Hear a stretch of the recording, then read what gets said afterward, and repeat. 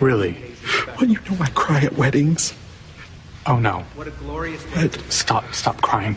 But just because you have ice water in your veins doesn't mean that... No, Lily. No, Lily. Oh, He's fine. Daddy's not sad. Daddy.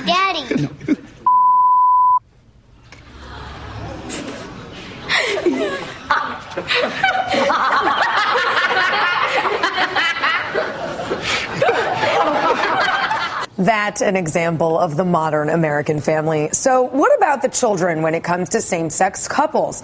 That issue came up in what was a key moment from Justice Anthony Kennedy during Tuesday's Prop 8 arguments at the Supreme Court. Take a listen. There is an immediate legal injury or legal, what could be a legal injury, and that's the voice of these children. There are some 40,000 children in California, according to the Red Brief, that live with same-sex parents. And they want their parents to have full recognition and full status.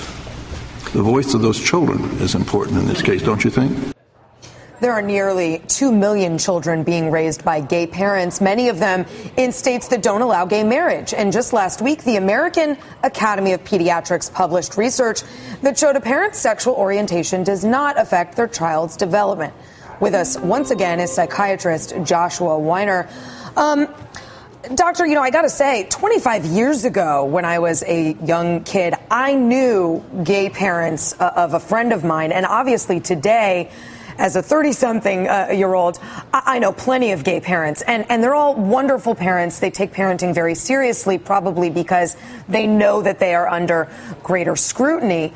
But I'm wondering, there's a psychological impact to being raised by a single parent. There is a psychological impact, as I can attest, to being raised by divorced parents. Is there a psychological impact to being raised by gay parents? Well, I think that the studies seem to indicate, at least, that if there is a psychological impact, it's not really that huge. I mean, what studies are showing from numerous studies, we're talking about dozens of studies that have looked at the overall mental health of kids who are raised by gay or lesbian parents. And what we see over and over again is that these kids seem to do as well as all other kids who are raised in heterosexual households.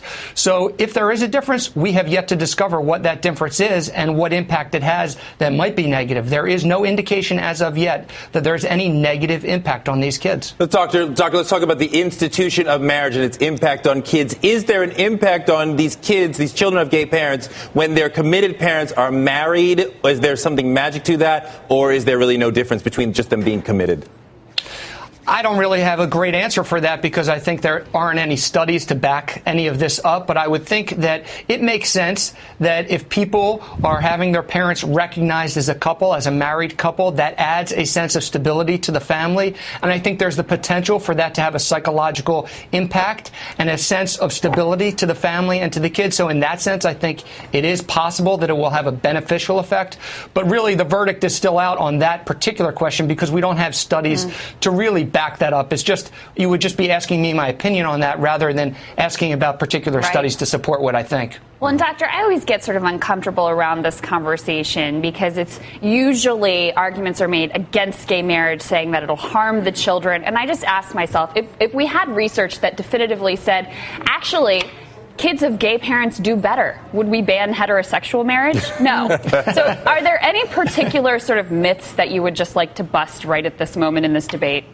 Well, I would like people to recognize that just because you believe something to be true doesn't make it true. So I think that a lot of people just have this belief that based on their own impressions over time that somehow gay parents are not as effective in parenting as parents who are heterosexual. And we clearly, again, have studies to demonstrate that that is not the case. And the other thing is, I think a lot of people think that there's a lot of people who are the families are less stable in gay households, and in fact, we know from studies that only 56% of gay couples will end up separating or divorcing, which is roughly the same as that of heterosexual couples. So I think that's important to note as well. Absolutely. Dr. Josh Weiner, thanks again for joining us. Thanks for having me. If you've been on Facebook or Twitter today, and I know you have, odds are you've seen the human rights campaign's push for marriage equality. Thousands of users are tweeting out this equal sign in support. Others are changing their Facebook pic to it. People like Diane Trider, who says equality means everyone. It's pretty simple. Mark Jabbour added a sense of humor, saying everyone should have the opportunity to experience the liberty of divorce. Oh. Like us on Facebook and let us know where you stand. And while you're there, check out the new webisode of Essie's Tweet Bag. Yes. I reunite with Steve Kornacki. Who? You don't want to miss it. Up next, Ari's angle on gay marriage, the long and winding legal road that led to the case before the court today.